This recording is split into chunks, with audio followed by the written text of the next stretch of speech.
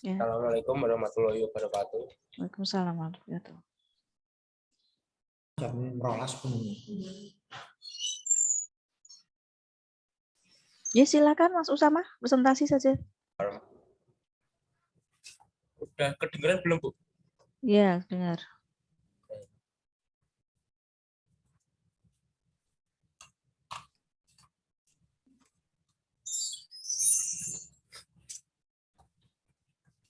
Assalamualaikum warahmatullahi wabarakatuh. Waalaikumsalam warahmatullahi wabarakatuh. Yang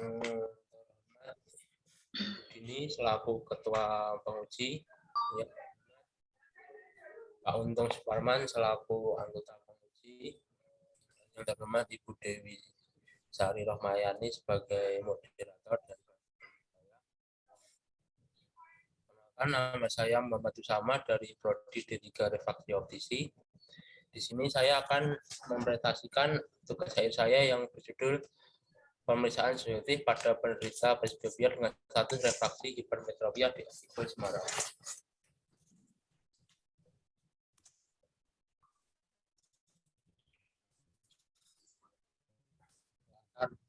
Belakang tugas akhir ini adalah yang pertama adalah astigmatismus, yang kedua ketidakmampuan seorang melihat objek jauh dengan jelas dapat jadi salah satunya karena adanya hipermetropia. Yang ketiga, kelainan lain pada biasan mata normal adalah gangguan perubahan kecambungan lensa yang dapat berkurang akibat berkurangnya elastisitas lensa sehingga terjadi gangguan akomodasi. Gangguan penglihatan demikian dengan presbiopia dan biasanya terjadi pada setelah usia menginjak 40 tahun. Yang keempat, untuk merehabilitasi presbiopia dalam suatu refraksi, salah satunya dengan menggunakan kacamata.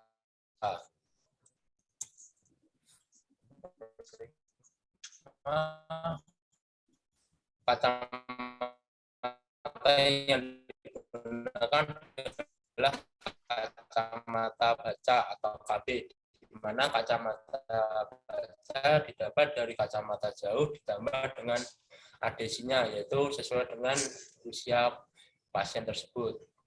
Yang keenam, pemeriksaan refraksi direkomendasikan untuk penderita, di mana pemeriksaan refraksi subjektif pada penderita presbiopia dengan status refraksi hipermetropia di Optico Semarang.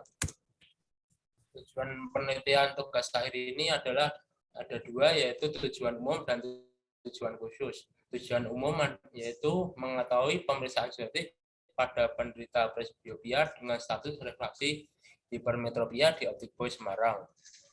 Tujuan khususnya ada 4, yaitu yang pertama mengetahui jumlah penderita presbiopia dengan refraksi hipermetropia di Optico Semarang.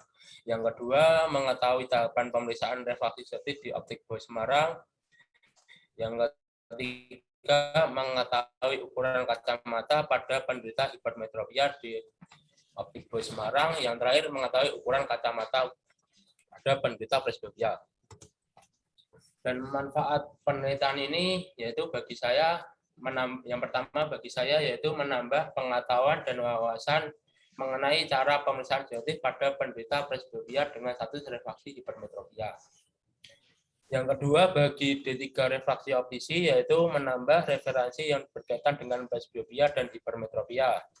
Dan yang terakhir bagi Optico yaitu memberikan informasi tentang pemeriksaan subjektif pada penderita presbiopia dengan status refraksi hipermetropia.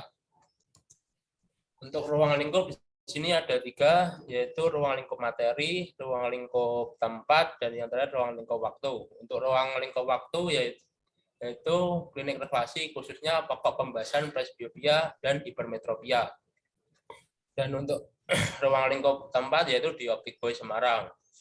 Untuk ruang lingkup waktu, pengambilan datanya diambil dari periode 1 sampai 31 Maret 2022. Hipermetropia, yang pertama adalah hipermetropia, yaitu adalah kelainan refraksi di mana sinar-sinar yang masuk ke dalam bola mata dibiaskan di belakang retina.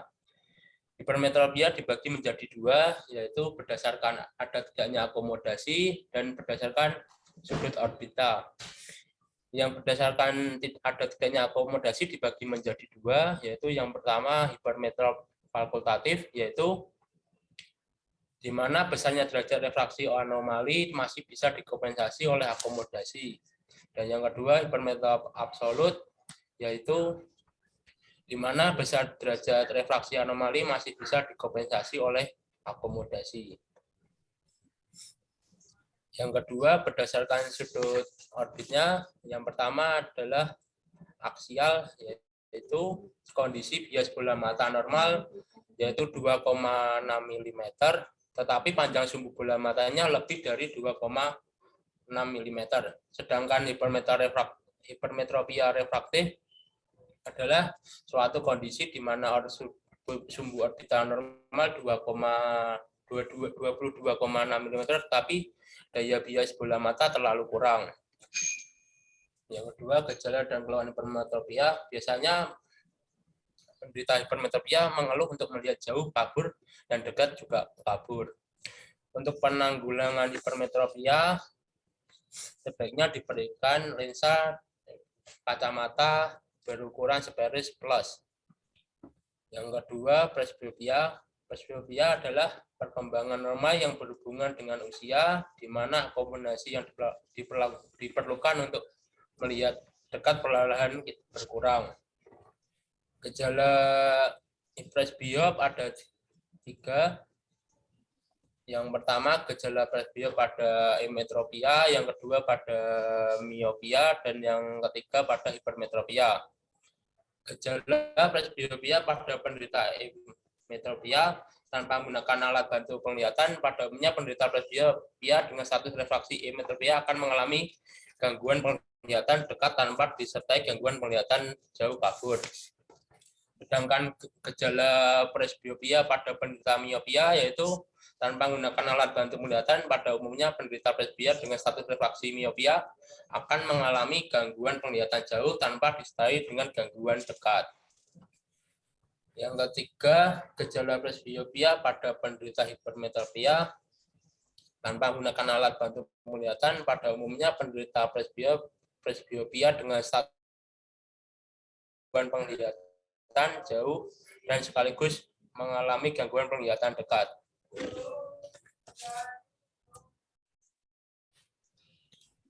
Yang ketiga, pemeriksaan refraktif subjektif. Pemeriksaan refraktif subjektif adalah metode pemeriksaan di mana penilaian hasil pemeriksaan berdasarkan pada respon penderita yang sifatnya subjektif. Adapun alat-alat pemeriksaan subjektif yaitu yang pertama optoptip atau Snellen cut, yang kedua train lancet, yang ketiga lensometer, yang keempat pedometer, yang kelima flashlight atau center, dan yang terakhir reading card. Untuk kerangka teori pemeriksaan subjektif, yang pertama kita melakukan anamnesa, yang kedua kita melakukan investasi observasi, selanjutnya kita melakukan uji tutup atau cover test, kemudian mengukur kacamata lama penderita jika pasien mempunyai kacamata lama, selanjutnya kita melakukan uji bikromatik, setelah itu kita menguji visus dasar. Setelah uji visus dasar dilakukan, kita mengoreksi visus monokulernya. Setelah satu-satunya sudah, sekarang kita melakukan koreksi visus binokuler. Habis itu uji batang wadok. Setelah selesai semua, kita menetapkan status refraksinya, lalu mengukur PD, dan yang terakhir menuliskan resep kacamatanya. Untuk metode penelitian yaitu yang pertama penderita presbiopia lebih dari 40 tahun, status refraksinya hipermetropia, lalu diperiksa menggunakan pemeriksaan refraksi subjektif dan ditanggulangi dengan ukuran lensa kacamata untuk membaca dekat sehingga sampai ke Jaeger 2. Untuk variabel dan divisi operasionalnya, yang pertama, file bebasnya adalah pemeriksaan subjektif. Divisi operasionalnya adalah dapat melihat hasil pada jarak 6 meter yang oleh orang normal tersebut dapat dilihat pada jarak 6 meter juga tanpa adanya akomodasi.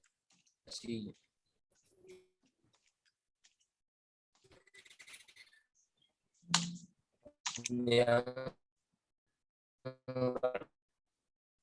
kedua, penetapan ukuran kacamata, yaitu penderita usia di atas. Untuk populasi adalah keseluruhan penderita itu 240 orang. Dalam penelitian ini sampel hanya satu yang diambil mewakili dengan satu pertimbangan bahwa pasien cukup kooperatif dalam menjawab setiap pertanyaan pemeriksa sehingga mempermudahkan dalam penetapan status reaksi atau diagnosa. Ini data-data yang saya dapatkan di Optikboy Semarang.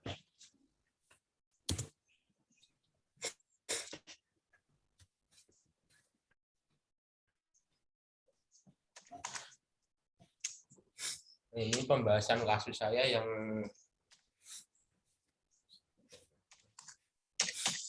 saya lakukan di Optikboy Semarang. Yang pertama, saya melakukan anamnesa, menanyakan identitasnya seperti nama, usia, dan pekerjaannya, dan bertanya tentang keluhannya. Dan pasien mengalami keluhan untuk melihat jauh, kabur, dan untuk melihat dekat juga kabur. Untuk infeksi observasinya, hasil infeksi terhadap palpebra dan segmen depan bola mata menunjukkan dalam batas normal. Untuk uji bikromatiknya, pasien lebih melihat jelas warna dasar hijau. Mas Usama, waktunya sudah habis. Mas Usama, waktunya sudah habis ya, sudah 10 menit. Kita lanjutkan dengan pertanyaan dan masukan dari para penguji. Kepada Ibu Dini, waktu dan tempat saya persilahkan. Matur nuwun. Pertama, selamat Mas Usama. Sudah sampai pada tahap akhir untuk menulis karya tulis ilmiah. Judulnya karya tulis ilmiah. Atau apa? Tugas akhir atau karya tulis ilmiah? Karya tulis ilmiah. Mana Mas? Wajahmu di mana Mas? Kok ini di tempatku wajahnya Bu Dewi Sari. Mas Usama tolong muncul. Mas Usama, videonya dinyalakan. Sinyalnya, Bu. Sinyalnya. Iya Bu, ini videonya nyala tapi nggak muncul wajahnya. Tulisannya ini ditutup aja ininya, kan kita tinggal bicara aja.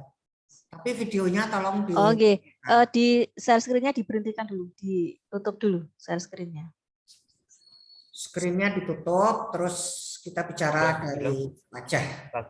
Tutup dulu Mas. Lagi loading ini Bu.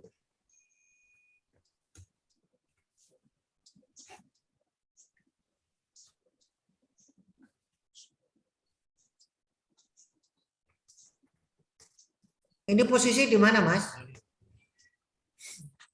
Di kos, Bu. Di mana? Di kos. Kosnya di mana? Di Kerapiak. Oh, Kerapiak mah deket sini. Jadi ini karya tulis ilmiah ya. Jadi saya tidak akan banyak menyalahkan, tetapi karena namanya juga karya tulis ilmiah, jadi saya nanti akan banyak saran supaya menulisnya itu juga tidak banyak salah gitu. Karena kalau dibaca lagi kan kasihan yang baca gitu. Judulnya kalau di tempat saya, jadi yang Anda kirimkan ke saya, nulis judulnya banyak ada tipe ya. Refraksi itu refrasi misalnya begitu. Mas Usama mengapa memilih judul ini? Itu ditutup aja screen-nya, sudah terbaca tadi. Ya, Bu.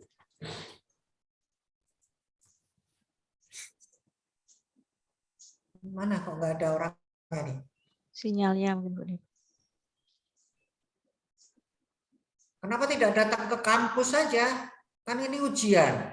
Ujian ini kan terakhir yang langkah terakhir loh. Sayang loh.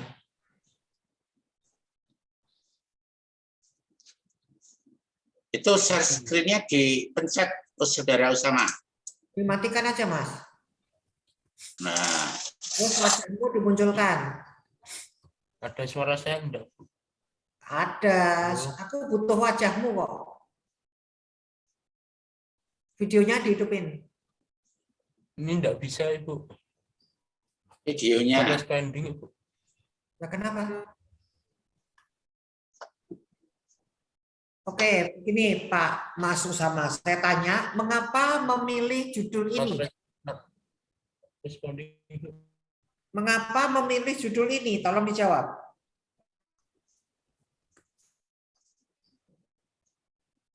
Usama.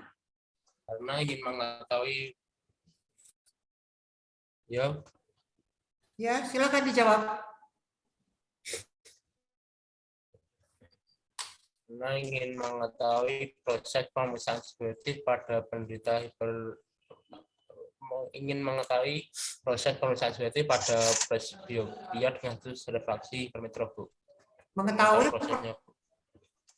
proses yang agak keras, Mas. Pemeriksaan Mengetahui subjektif. proses apa? Ingin mengetahui proses pemeriksaan subjektif pada penderita presbiopia dengan status refraksi hipermetropia, Bu. Oke. Terus tujuannya apa? Dengan menyusun judul itu tentu ada tujuan, toh, mengetahui kan gitu ya. Itu tercapai nggak menurut Anda? Ya. Tercapai buatan?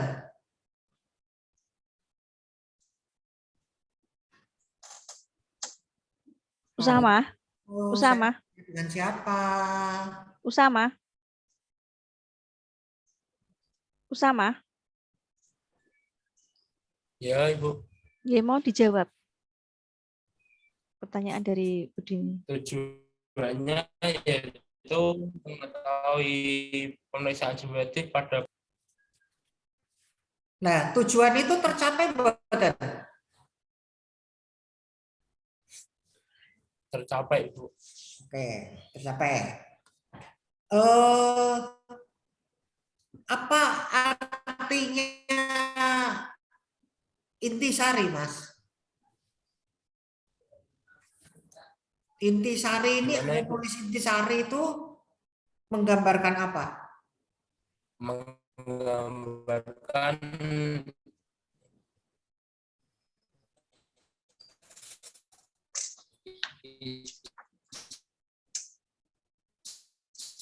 di karya tulisnya, Bu. Oke, cerita dari awal sampai akhir karya tulis ya. Jadi saya baca intisari itu sudah ngerti isinya gitu ya. Pemeriksaan subjektif pada penderita presbiop dengan status refraksi hipermetrop di optik boy gitu ya. Nah, terus apa bedanya dengan abstrak, Mas? Kalau abstrak itu bahasa Inggrisnya.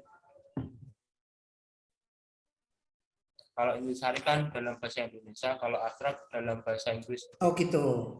Jadi abstrak ini adalah bahasa Inggris dari intisari ya. Iya, Ibu. Ya. Penjenengan ngadepi abstrak mboten? Dibuka abstraknya ada nggak di situ? Ya, Ibu. Ada. Ada, Ibu.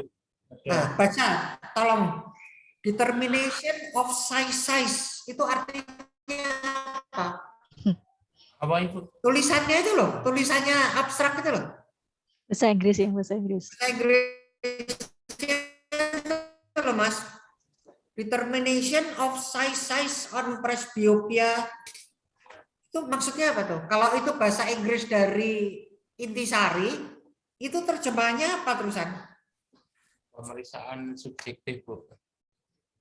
Betul. Katanya abstrak ini adalah bahasa Inggris dari intisari. Betul? Betul nggak? Ya. Ya. Nah, sekarang bahasa Inggris ini determination of size on itu terjemahannya apa? Bahasa Indonesianya di mana itu? Saya mau carinya. Bahasa Indonesia ini diinggriskan ini itu dari mana? Padahal penjenengan menulis ini tidak ada unsur plagiat. Hati-hati loh ya. Ya. Ya, saya tidak tahu nih apa abstrak itu apa perlu tahu Pak Kaprodi abstrak gitu. Kalau ada intisari saya kira cukuplah cukup, ya. intisari. Ya, saya kira cukup intisari aja, Bu. Ya. Terus ya Mas, ini kalau saya tanya soal abstrak itu tadi, di situ tertulis Anda itu melakukannya 1 sampai 31 Maret 2017. Padahal di atas tertulis 2022. Jadi ini punya siapa pertanyaannya? Hati-hati ya, karena kita sudah menulis, ini karya tulis ilmiah. Saya tidak menyalahkan, tapi sekaligus kepada para pembimbing, kaprodi, juga mahasiswa, hati-hati. Ini karya tulis ilmiah. Ya kan? Kalau memang abstrak berat ya untuk mahasiswa D3, ya hilangkan aja. Karena kan tidak harus. Setelah diinggriskan atau entah ngambil Inggris dari mana, isinya tuh beda dengan intisari. Kan nanti kita jadi lucu. Tahunnya saja sudah beda gitu ya. Terus Anda sudah pegang kertas ya Mas Muhammad, Pak Usama? Halo? Ya, Ibu. Ya, tolong dicatat karena di situ banyak tipe. Ya. Nanti saya kirimkan ini kepada pembimbing dan kepada mungkin dikirimkan kepada mahasiswa. Tipenya itu kebanyakan penggunaan kata di, misalnya gitu ya. Sama seperti teman yang lain. Disetujui, difokuskan. Pokoknya di itu, kalau di-nya begitu tuh disambung. Tapi kalau di dalam tas itu dipisah. Ini banyak sekali di daerah itu dipisah. Terus tipe-tipe pemeriksaan itu banyak salah. Presbiopia tanpa P ya, atau persbiopia, pemiksakan. Nanti saya kirimkan ini ya, saya kuning-kuning. Kemudian Pak Mas Usama, kalau menulis bahasa Inggris itu harus dimiringkan. Ya, catat Mas. Dimiringkan ya Bu ya. Ya, catat, dimiringkan. Kemudian gunakan yang benar ya. Kalau pakai bahasa Inggris jangan cuma nembak aja, tapi cari di dictionary itu tulisanku benar apa salah. Karena ini karya tulis ilmiah. Jadi saya tidak mencari kesalahan, tapi saya membenarkan penulisan-penulisan kita itu biar nggak diece orang gitu loh. Itu saja saya pikir ya. Banyak huruf-huruf yang keliru. Kemudian penegertian. Kalau anomali misalnya refraksi anomali, pakai I saja. Karena refraksinya bahasa Indonesia, anomalinya bahasa Inggris. Jadi Indonesia semua saja. Kalau misalnya nulis, ini nanti saya kembalikan ya, tolong Bu pembimbingnya, ini juga kita belajar bersama, justru dari begini kita bisa lihat kekurangan-kekurangan kita. Kemudian flashlight ya. Center, kalau sudah center cukup ya center saja. Kalau pakai flashlight ya tulis yang benar. Flashlight nggak pakai H, nanti kan lucu. Dan biasakan tulis bahasa Indonesianya dulu, center dalam kurung. Kalau mau ditulis bahasa Inggris, flashlight, miring, ya. Baik Bu. Jadi palpebra, jangan palpebra ya, palpebra. Observasi Pak. Nanti saya akan kembalikan kepada pembimbing maupun mahasiswa, silahkan dikoreksi. Di situ mana yang harus dimiringkan, mana yang pokoknya bahasa Inggris tolong dimiringkan. Nama Snellen itu nama orang, berarti S-nya pasti besar, ya kan? Kita biasakan menulis dengan benar, karena ini karya tulis ilmiah. E-chart, Kalau kita nulisnya e-chart, ya sudah, jangan pakai e-chart gitu, pakai e lagi belakangnya. Itu enggak benar ya. Occluder, Snellen, itu kan ya nama orang. Jadi begini, biasakan nulis Indonesia dulu ya, saya ulangi ya. Misalnya mau bilang pinhole, lubang kecil dalam kurung pinhole. Jadi yang Inggrisnya yang di dalam kurungnya, tapi bahasa Indonesia tetap di depan. Bisa diterima, Mas Usama? Ya, Bu. Oke. Prospektus, Bu. Begitu saja Ibu Dewi. Akan saya kembalikan nanti ininya, monggo penjenengan masih ada waktu untuk memperbaiki ya, Mas Usama. Matur nuwun Bu Dini atas masukannya. Ya memang kalau urusan penulisan ini Bu Dini ahlinya ini tata bahasa. Ya, untuk Pokoknya saya matanya tuh kalau agak salah gitu cepet langsung nganu ya Bu, tahu ya Bu ya. langsung tahu. Misalnya contoh di retina, D-nya tuh harus dipisah. Di retina, di meja, di dalam tas. Tapi kalau dikomunikasikan itu sambung. Ya, supaya kita belajar bersama. Itu tadi saya atur, karena ini adalah karya tulis ilmiah, supaya kita tidak diguyu orang gitu. Reading test dengan menggunakan reading card. Ya, kata readingnya ya harus miring, reading test. Atau tes membaca dengan menggunakan kartu baca, misalnya gitu. Jadi jangan kita bahasa Inggris di depan, tapi tulisannya tidak miring, misalnya gitu. Pupil distance ya, jarak pupil, flashlight, ini banyak yang saya kasih kuning-kuning, nanti Bu Dewi saya tulis ya. Terus saya tadi di paparan juga ada tulisan hingga sampai Jagger J2. Itu sampai double itu tadi di paparan juga, di sini juga. Kalau sudah hingga nggak usah pakai sampai. Hingga Jagger J2. Itu tulisannya tadi ada paparan Pak Mas Usama tadi hingga di sini juga sampai Jagger J2. Kalau hingga itu sudah sama dengan sampai ya. Definisi pakainya F bukan V ya. Bisa diterima Mas Usama? Bisa Bu.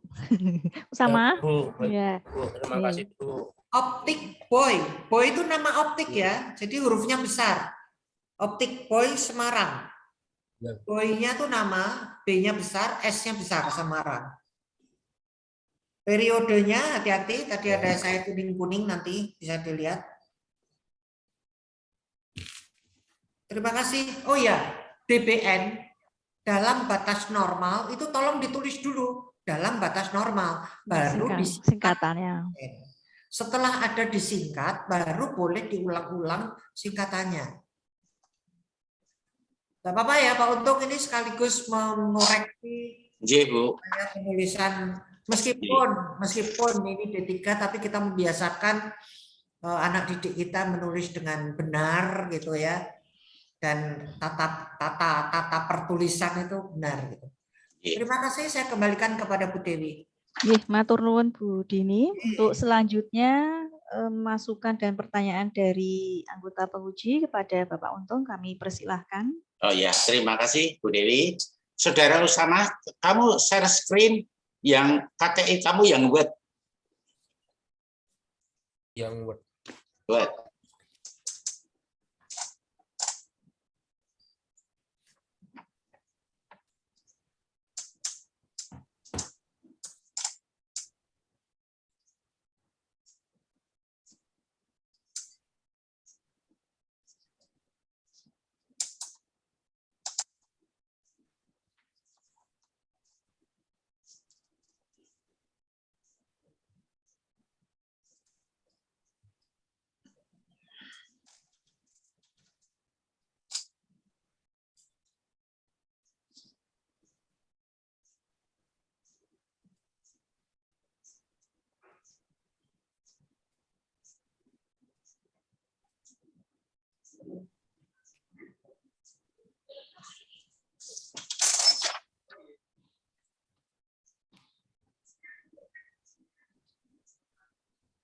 Dia kalau pakai share screen videonya apa namanya? Nggak kuat sinyalnya, nggih.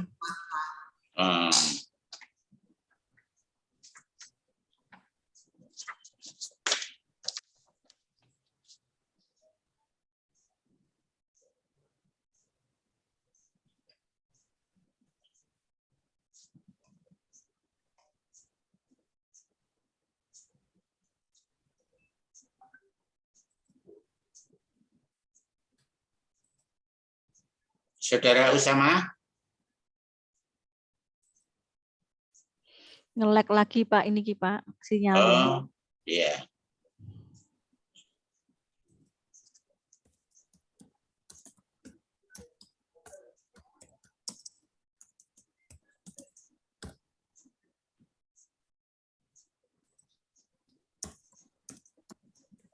Ini yang bikin lama nggih Pak Untung nggih. Iya, nggak apa-apa Bu. Ya, Saudara Usama siap kamu ya? Mana share screen-nya? Yang Word Mas Usama.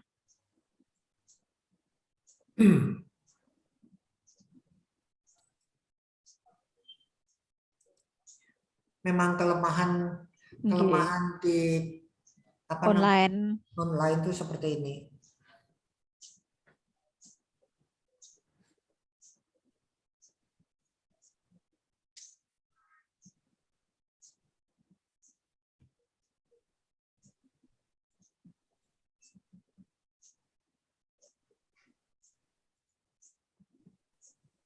Kan Pak Untung?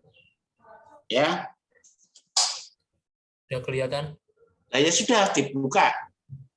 Loh, ini belum kelihatan Mas, ini baru anumu ini, menumu. Dipencet.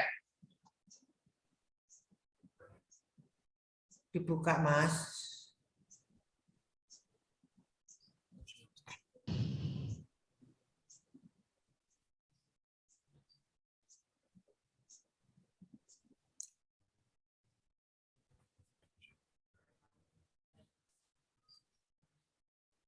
Double klik tuh, double klik.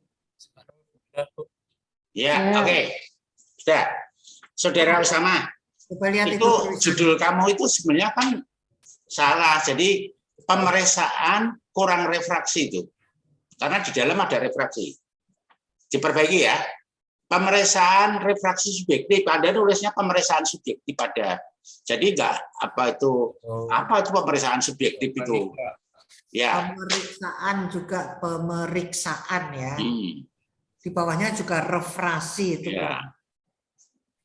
Itu kan judul paling depan, kamu harus benar. Pemeriksaan refraksi subjektif itu juga tulisan pemeriksaan salah. Presbiop tidak perlu miring karena itu bahasa Indonesia. Hipermetropia juga bukan lagi bahasa Inggris. Oke? Ya, turun. Campur, turun,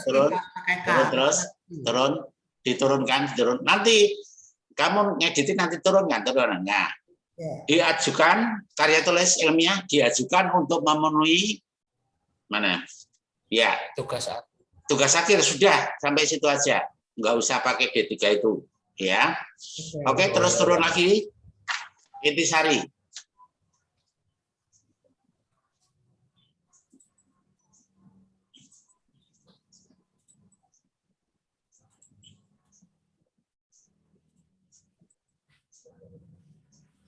Terus di scroll turun cepat aja, intisari.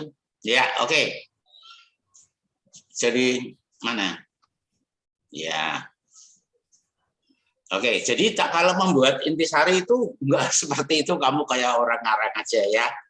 Jadi isinya setidak-tidaknya 5 alinea. Yang pertama adalah latar belakang singkat, ya. Yang kedua adalah tujuan penelitian. Jadi penelitian tujuannya apa nih? Terus sekarang penelitian itu dilaksanakan dengan menggunakan, ya. Gimana, saudara? Yang pertama tadi apa? Latar belakang singkat, ya. Latar belakang singkat. Terus kemudian tujuan penelitian. Ya. Alinea kedua. Alinea ketiga, penelitian ini dilaksanakan dengan metode apa, gitu ya. Kemudian alinea berikutnya adalah hasil penelitian. Jadi ada 1, 2, 3, 4, 5, 6. Yang terakhir adalah alinea ke-6, kesimpulan. Dan itu jarak spasinya adalah 1. Ya, 1. Ingat tuh.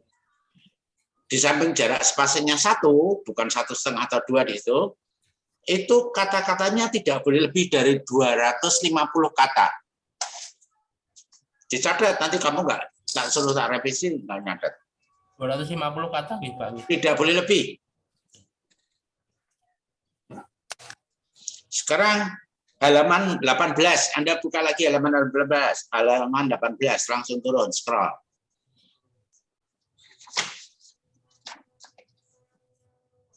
Halaman 18, tujuan khusus, tujuan umum, tujuan khusus, naik lagi mungkin. Halaman 18. 18. Lalu itu halaman 12, halaman 18 kok. 18 ya, Pak. 18 kan naik di atas, ini kok halamannya kok beda. Ini baru 17.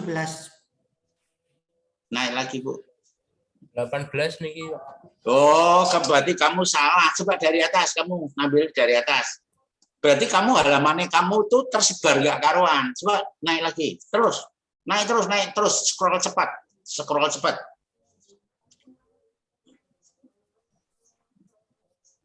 Bab 1. Berarti halaman kamu tercecer nggak karuan tuh, kelihatan sudah. Ini Pak tujuan. Ya. Tujuan, mana tujuan? Oh ya, tujuan. Tujuan umum mengetahui, tujuan umum itu ingin mengetahui cara pemeriksaan refraksi subjektif pada benda presbiop, jangan dimiringkan, dengan status realisme di Optik BOI Semarang. Ya, tujuan khusus sekarang itu kalau habis 2, itu mestinya bawahnya bukan A tapi 2.1. Ya, sudah dicatat 2.1. Ya. Terus isinya adalah ingin mengetahui jumlah penderita presbiopia dengan status refraksi hipermetropia di Optik BOI dalam rentang waktu tanggal berapa sampai berapa. Jadi yang ini sebagai populasinya nanti. Tanggal berapa dituliskan.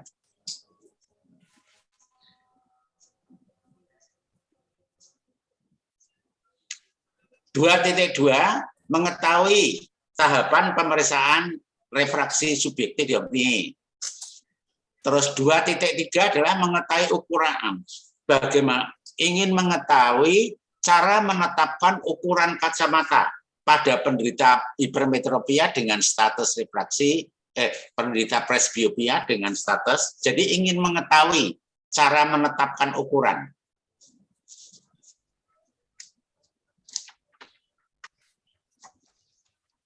Oke, sekarang halaman 53, kerangka konsep.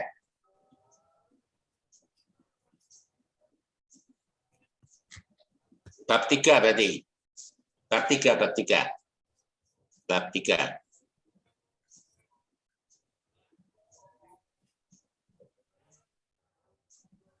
Bab 3.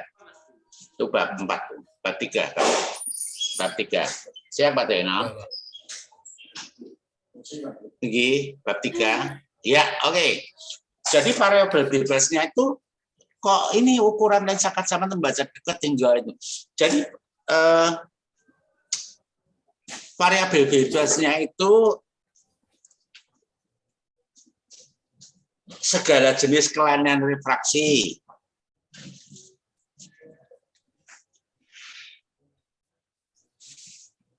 Artinya bebas itu yang Anda periksa itu nanti adalah semua jenis kelainan refraksi, segala jenis kelainan refraksi, tapi di variabel terikatnya adalah penderita hipermetropia yang usianya di atas 40 gitu, mestinya kan gitu kan. Terus ini variabel pengganggunya nggak ada, ya nanti diperbaiki ya. Baik, Pak. Oke, sekarang halaman 61.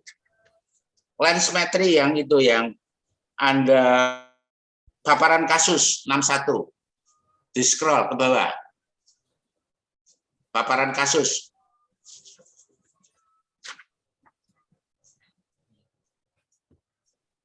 Paparan kasus itu kan daftar pustaka, paparan kasus. Naik terus, naik di scroll, jangan satu-satu. Scroll paparan kasus. Bab 4 paparan kasus. Terus naik. Terus. Ya, terus lagi. Ini sudah. Terus naik lagi. Ya. Halaman berapa itu? Ini, Pak. Terus. Ini sudah diisi ya. Tadi belum yang dikasihkan saya. Ini kok kosong nih. Tadi itu, coba tadi itu. Tadi yang lensmetri tadi. Turun. Terus. Nah, ini kok kosong kenapa? Pasien tidak menggunakan kacamata, Pak. Pasien belum dapat kacamata. Belum. Nah, berarti Anda nggak konsisten. Sekarang turun lagi. Turun. Kalau Anda bilang pasien belum punya kacamata, turun lagi. Turun. Terus. Turun.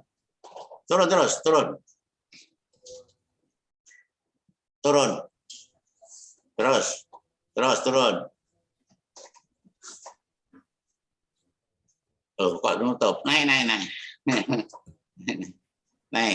Naik. Terus. Sedikit. Up. Oh, terus naik terus. Sedikit lagi, terus. Nah, ini terus. Lah, ini kok pasien ini tadi. Terus. Turun ya, terus. Lah, ini pengukuran kacamata lama penderita ada gitu kok. Kamu tadi bilang ini belum punya kacamata. Yang benar yang mana?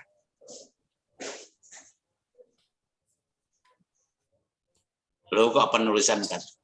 Itu loh tadi sudah benar tadi. Lagi turun. Ini coba atasnya saya ingin tahu judulnya. Ya, cukup ya, berhenti. Anda tadi bilang pasien belum punya kacamata. Tapi ini kok ada ukuran ini? Ya. Salah yang pendidikan yang. Loh, kok diubah lagi? Jangan diubah lagi, naik lagi kayak tadi. Ya, oke. Ini tulisannya pengukuran kacamata lama penderita. Tadi Anda bilang sama saya, pasien belum punya kacamata. Yang benar yang atas atau yang bawah? Yang atas, Pak. Oh, berarti ini harus dihapus dong tulisan-tulisan ini. Ya. Lah, yang tadi Anda bilang, pasien belum punya kacamata, terus kosong, lah. Nah, sekarang kok ada muncul ini. Ada variabel ini. Nah. Bilangnya belum punya kacamata. Dihapus itu ya? Ya, Pak. Oke. Sekarang kesimpulan. 68. Scroll ke bawah, kesimpulan.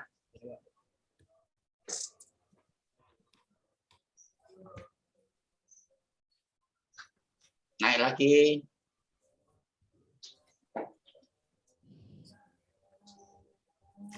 Ya. Kesimpulan. Wah, kesimpulannya banyak sekali ya. Jadi kesimpulan yang Anda buat di sini, ini adalah menjawab tujuan khusus. Ingat tuh, tujuan khusus kamu tadi apa? Tadi sudah dibetulin, ada 3, ingin mengetahui jumlah, ya. Terus ini kok sebagian beres, yang Anda laporkan di sini, kesimpulannya adalah berapa persen sih yang presbiop dengan status refraksi hipermetropia? Itu bukan ini juris kelamin itu nggak penting ini. Yang penting itu berapa pasien dari semua yang Anda teliti itu dia adalah presbiop dengan status refraksi hipermetropia. Begitu, Saudara Usama ya. Jadi kesimpulan itu menjawab tujuan khusus. Pak. Ya, oke, yang lainnya tidak akan saya tanya. Mungkin waktu saya kembalikan pada moderator, silahkan kami serahkan kepada Bu Dewi. Oke, matur nuwun Pak Untung. Bu. Demikian tadi masukan dari para penguji untuk Usamah untuk melakukan revisi maksimal 1 minggu dari sekarang. Nanti setelah revisi silakan disampaikan ke para penguji apakah sudah sesuai revisiannya. Jadi untuk selanjutnya Usamah silahkan presensi dulu, tuh ada linknya di chat ya. Silakan presensi dulu Mas Usamah yang presensi untuk mahasiswa, dan mengingatkan untuk para penguji silahkan presensi sesuai yang ada di link.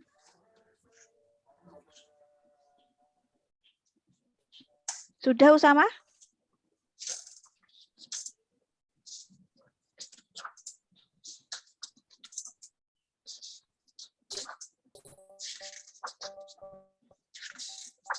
Bisa Pak itu.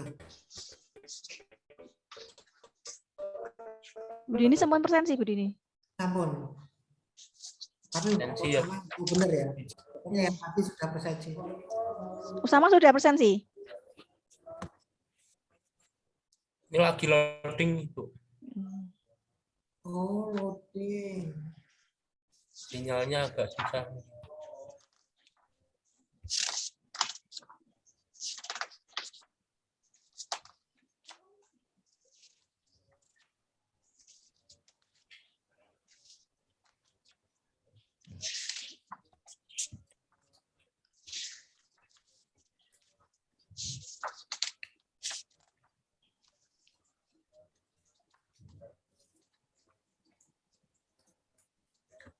Presensinya sekarang juga, Bu. Iya, ditunggu kok. Udah bisa. Kalau udah bisa saya tutup.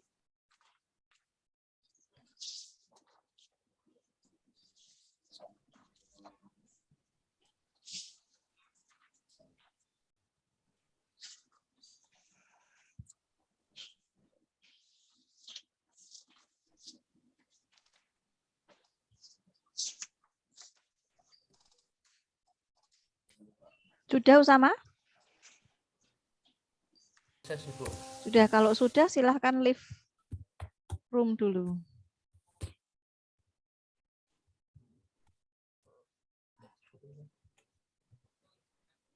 Matur nuwun Bu Dini, Pak untuk sesi ini sudah selesai. Terima kasih atas masukannya. Matur nuwun. Untuk selanjutnya Pak Untung jam 1 itu kita mau sesuai jam 1 atau Pak Untung mau lanjut? Jam 1 aja ya Bu, istirahat dulu ya Bu. Siap.